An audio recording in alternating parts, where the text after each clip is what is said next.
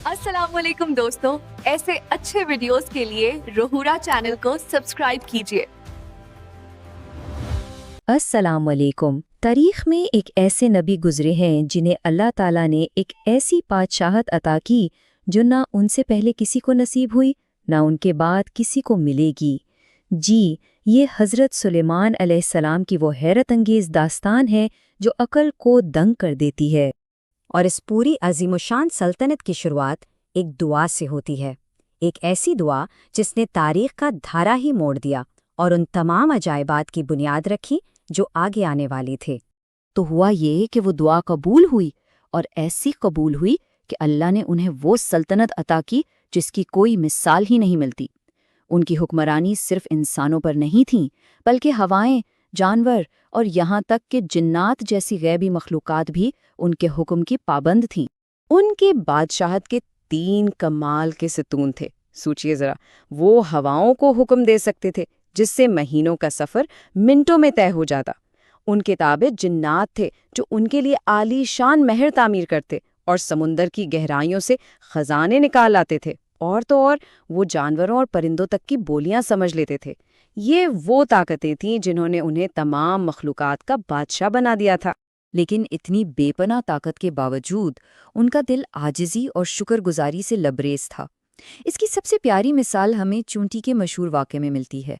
جب انہوں نے ایک چھوٹی سی مخلوق کی فکر بھری آواز سنی تو اس پر مسکرا دیے اور فوراً اللہ کا شکر ادا کیا۔ لیکن ان کی حکمرانی صرف ان معجزات اور طاقت پر ہی قائم نہیں تھی، بلکہ اس کی اصل بنیادی خداداد حکمت اور کمال کا انصاف۔ ان کی ذہانت کے قصے بھی ان کی طاقت کی طرح ہی مشہور تھے۔ اس کی ایک بہترین مثال 2 ماؤں والا مشہور فیصلہ ہے۔ جب 2 عورتیں ایک ہی بچے کا دعویٰ لے کر حاضر ہوئیں تو حضرت سلیمان نے ایک ایسا امتحان لیا جس نے سچ اور جھوٹ کو بالکل الگ کر دیا۔ انہوں نے حکم دیا کہ بچے کو 2 ٹکڑے کر دو۔ وہ جانتے تھے کہ صرف اصلی ماں کی ممتا ہی یہ برداشت نہیں کر پائے گی اور سچ سامنے آ جائے گا۔ ان کی سلطنت کی ایک اور خاص بات سنیے، ان کے پاس خبریں لانے والے کوئی عام جاسوس نہیں تھے، بلکہ پرندے تھے۔ اور ایک دن ہدہد نامی پرندہ ایک ایسی خبر لے کر آیا جس نے ایک بالکل نئے باب کا آغاز کر دیا۔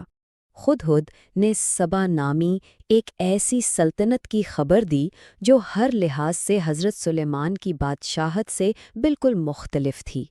ایک طرف اللہ کی عبادت پر قائم خدائی اختیار تھا تو دوسری طرف ایک ایسی قوم تھی جو سورج کو پوجتی تھی اور اپنی دنیاوی دولت پر ناز کرتی تھی۔ ہدہد نے بتایا کہ اس سلطنت پر ایک ملکہ حکمران ہے جس کے پاس سب کچھ ہے، لیکن وہ اور اس کی قوم اللہ کو چھوڑ کر سورج کی پوجا کرتے ہیں۔ یہ ایک ایسی خوشحال لیکن بھٹکی ہوئی قوم کی کہانی تھی جو اب حضرت سلیمان کی توجہ کا مرکز بن چکی تھی۔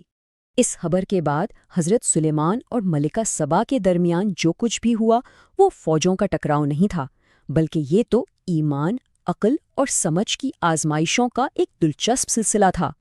ملکہ نے کوشش کی کہ وہ حضرت سلیمان کو دنیاوی دولت کے تحفے بھیج کر متاثر کرے، لیکن انہوں نے اس کے تحائف کو یہ کہہ کر ٹھکرا دیا کہ جو کچھ میرے رب نے مجھے عطا کیا ہے وہ تمہاری اس دولت سے کہیں زیادہ بہتر ہے۔ اب وقت تھا اپنی اللہ کی دی ہوئی طاقت کی ایک جھلک دکھانے کا۔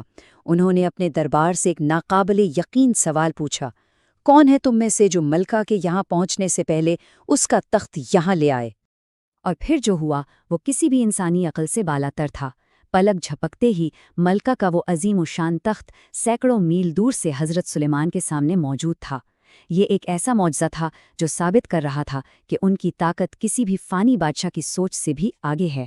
ملکہ کے لیے آخری آزمائش ایک شیشے کا محل تھا۔ اس کا فرش اتنا شفاف تھا کہ لگتا تھا جیسے وہ پانی پر چل رہی ہو۔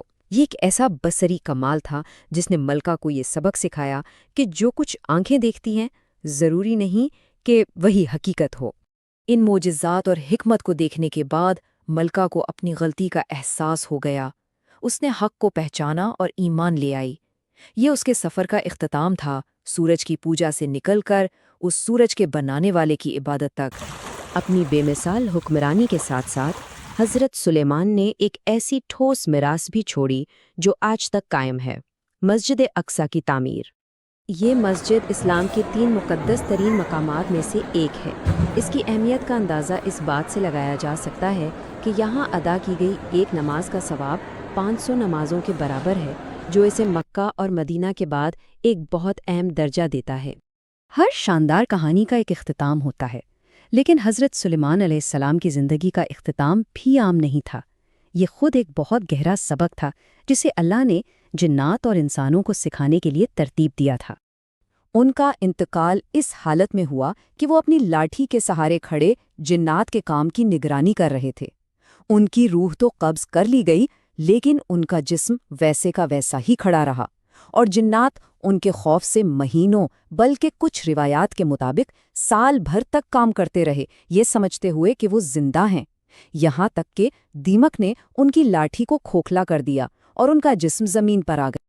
اس پورے واقعے نے ایک ایسی حقیقت سب پر واضح کر دی جو ہمیشہ یاد رکھی جانی چاہیے۔